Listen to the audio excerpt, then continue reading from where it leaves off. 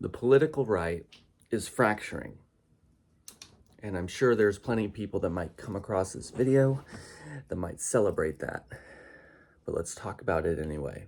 Despite a lot of the rhetoric that exists out there about the kind of people that voted for Donald Trump on either of the three elections, one of the things that come through the demographics of it, of the actual ballots cast, is that it's one of the most diverse voting pools ever. We're talking about from white women, liberal associated groups, and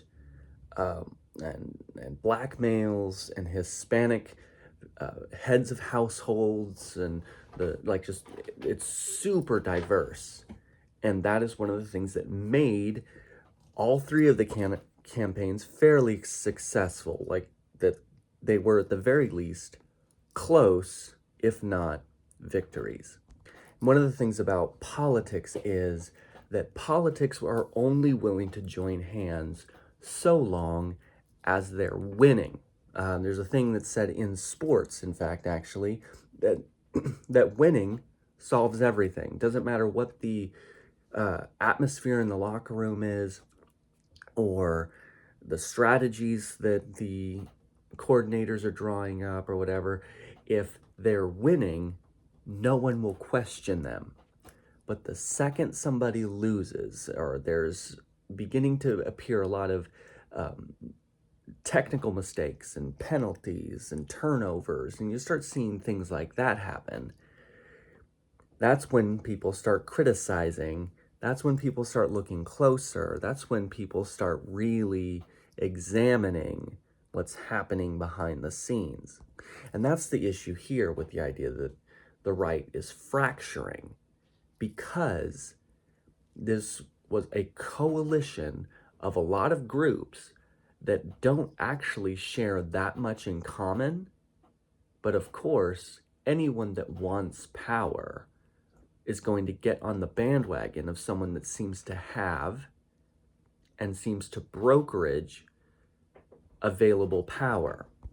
However, with the most recent elections that occurred this past November of 2025, you had Mamdani winning in New York, you have Spanberger winning in Virginia, and all these. That what happened was conservatives got shellacked.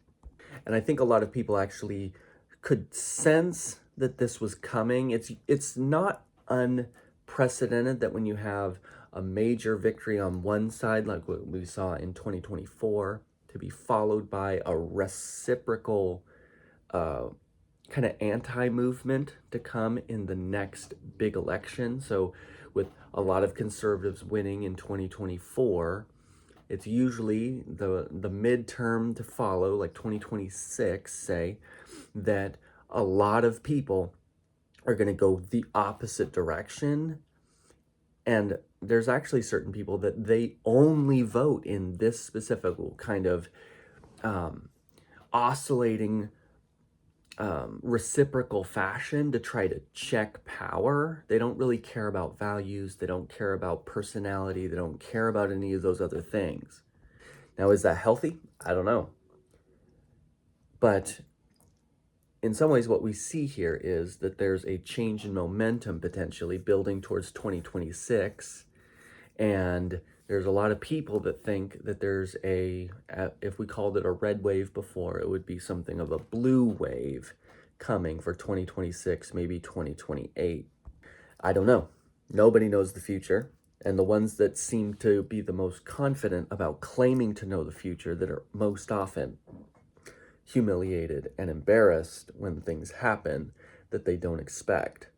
Part of the reason, I think, that this fracturing that we're seeing occur is that Donald Trump is not eligible for another term in presidency, which means someone else is going to have to take over the reins of leadership within the political right. And we have yet to see who that actually is going to be.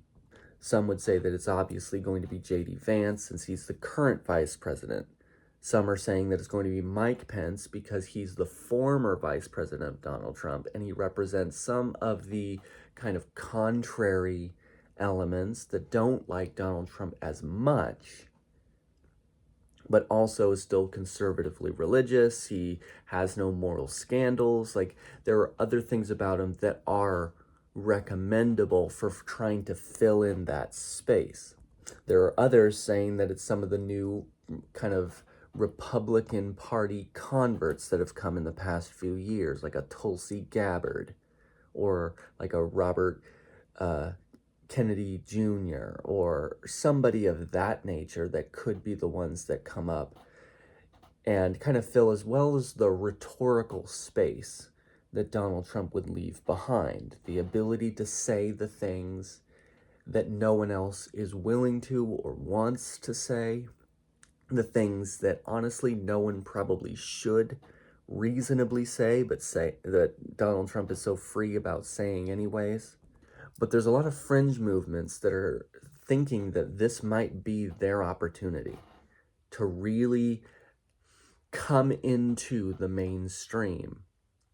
And they're coming from both directions on the right, meaning that they are coming both from the very far right, and they're also coming from the left as converts, the Tulsi Gabbards, the Tim Pools, the things like that, liberal side that have folded into right wing, that think that this might be their forever home.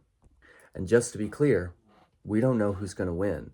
And nobody knows who's going to win because, quite frankly, we don't even know who all the players in the game are yet. However, one thing that is definitively true about it is that it's a fight for the heart of what makes right-wing politics, because all of these former liberals that have converted over to the right-wing side have brought with them a lot of liberal leaning, left-leaning policies and politics with them. Things like being actually pro-choice, things like being pro end of life, like medical assistance in dying type care, a lot of trans affirmative things, a lot of LGBT, and a lot of like just a lot of other things that the right has been very, very consciously contrary to for a very long time, if not its entire existence. Because if you ask these people, the Tim Pools, the RFK Juniors, the Tulsi Gabbards that have converted, how do they feel about homosexuality? How do they feel about, or what do they believe about abortion? What do they believe about these things? They're very much so actually closer in alignment to the left that they left behind. So why did they convert? The main reason that they converted is that the left has embraced far extremist stuff on the opposite side that they're uncomfortable with. And they've even made public statements that if the left would simply abandon the trans stuff, that if the left would abandon the men in women's locker rooms, the men in women's sports stuff, the censorship of free speech and the cancel culture, like if the left would abandon those things, they would go back. And it makes it a challenge to know that, I mean, the left probably isn't going to abandon those things. But if they did, would they take the right wing with them when they went back? What that would end up doing is that it would shift the Overton window even further left. And that would not be a good thing for the American people or the American experiment. But the alternative is not an alternative is not superior, in that these people coming in from the right are actively dangerous. Not just simply that they are dangerous to the left politically. No, they're physically dangerous individuals. Their rhetoric and their ideological positions are horrifically reprehensible. They don't belong in American politics any more so than the leftist social, democratic socialists or openly socialists or the communists do. One thing they do though, is that they project strength and charisma.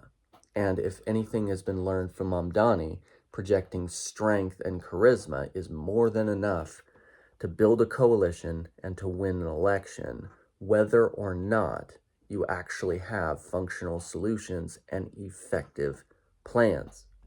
So what's going to happen? Well, I don't know. I don't think anyone knows. In fact, actually, this feels very much so reminiscent of when Theodore Roosevelt kind of retired from politics. He handed the party, the Progressive Party at that time, over to William Howard Taft. And then when he started seeing some of the policies and relationships and the corruption that was filling in the space of Howard Taft's administrative decisions, he comes back in with forms the Bull Moose Party, runs independently, splitting the electorate in actually 4 different ways at the time. And it results in a disastrous election for the American people. No one gets the majority. No one is happy with the results. And the subsequent administration is maybe one of the worst ones that has been in the actual American history, not just the recent or imagined American history. We like to think it is. I'd say that's probably the most likely outcome that we're looking at.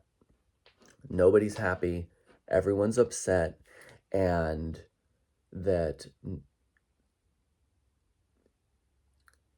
the question is, what's going to come after that? Because, of course, world politics doesn't pause itself on the American dime, on the American timetable, as we are in chaos, waiting to see what we'll do, and then they decide. In fact, they have plans in place regardless. They've got their own agendas.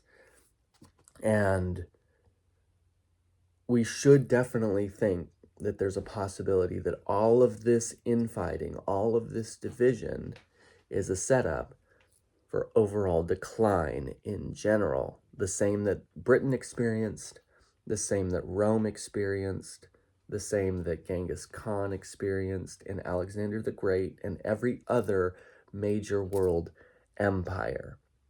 That we are on the downturn, someone else is going to take the space that we had filled up.